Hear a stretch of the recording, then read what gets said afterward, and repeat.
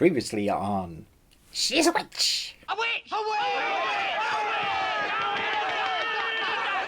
And welcome to the Ruben Tuesday. My name's Ruben, and we're talking spoilers and breakdown of episode 8 of WandaVision. And so that was your warning. We're going to just talk about like kind of plot point moments and then kind of the idea of where it might go. And a few of the reveals which were epic in this.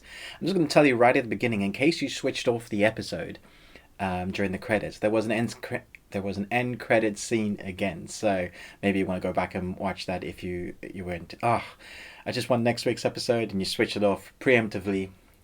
That's a little, go watch that credit scene, man. Let's jump into it. So we start in 1693 at the Salem witch trials, and we see our head witchy witch saying that she is a witch, and they're asking if she's a witch, and she goes, I am a witch. And then basically she betrayed her fellow witches or her coven, and they try and zap her with her beam. With their beams, their magic powers, she obviously absorbs them, and then it's her and a witch on witch, and then it is whose pew pew beam is stronger than the other, and obviously we know what the outcome of that is going to be.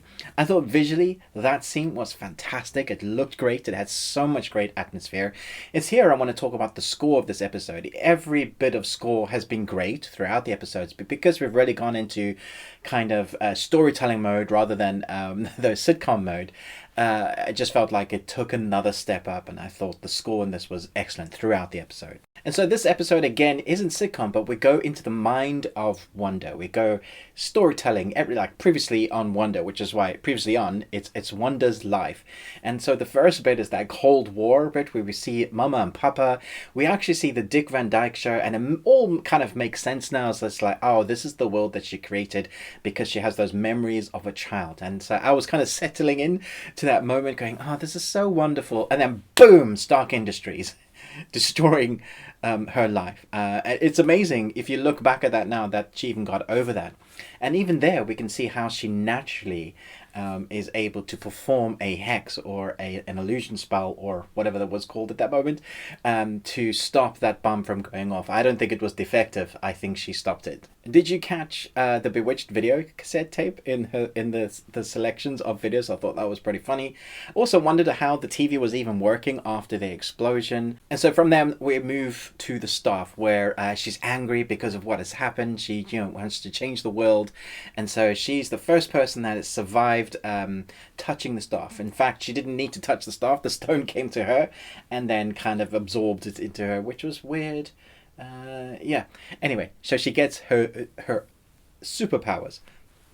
The witch said that her powers may even gone dormant had she not used them properly, and obviously she didn't really get a choice because then she was like super witch without even knowing it. So she is a mutant according to the comics, and her dad is Magneto. So we haven't really followed that storyline because the dad wasn't Magneto in that moment, unless she was like transported or switched over as a baby.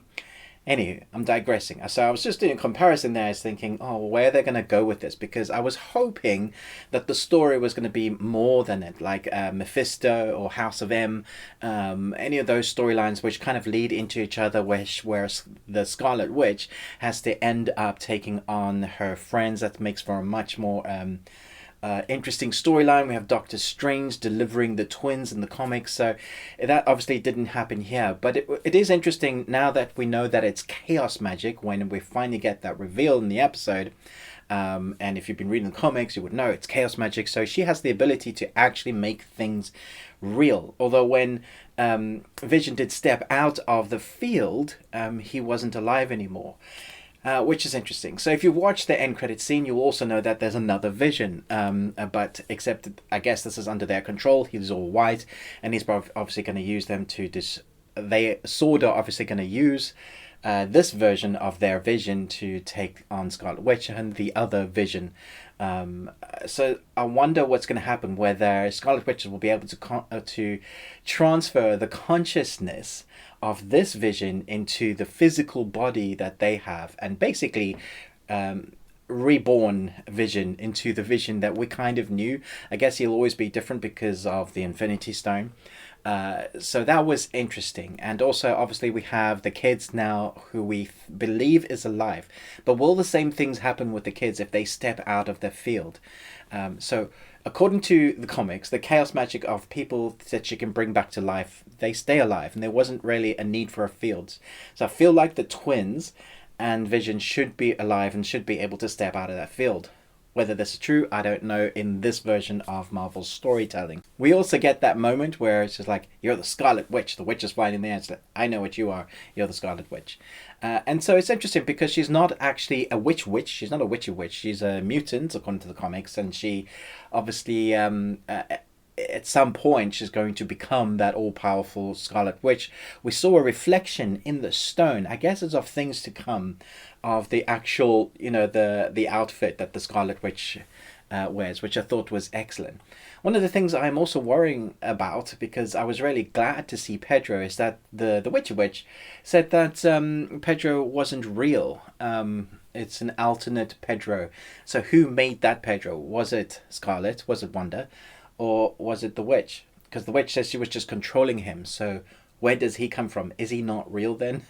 I don't know if Wanda can just go through all of that. There's a lot of kind of moving parts for the last episode. I was really hoping that it was going to be a full-on hour. It was 47 minutes with the 7 minutes of credits. So we got a 40-minute episode. It's longer than the half-an-hour ones or 28-minute ones, which is great. But I'm hoping that we get even a bigger look at what's going to come, because I presume it's going to lead into where the MCU is going next. So let me know your thoughts. What was your favorite moments? I thought the score was excellent. I thought there were moments that we got to see in Wanda's life that were done so well, quite emotional. So, when she's seeing Vision again, it's like, man, I can't handle Vision all on the table. When she's flying down in Sword Industries and she sees Vision all in parts, I was with her, like, what are you doing, man? Don't do that to him. Yeah, it was a great episode, and it was also pretty sad, because Wanda's life is sad, and seeing Vision like that was pretty crappy. So I'm interested to see how they bring this to fruition in the final episode. Let me know where you think they're going to go. Are they going to do the Doctor Strange route, the House of M, maybe Mephisto? It'll be interesting to see if the twins were created with tapping into the soul power, because if you notice the color of changes of power from the orange to the red, that's interesting. We have various different colors of power, which is interesting to me. Thanks so much for watching this. Chat to me in the comments below, but most of all, until next time, remember, live long on Tuesday.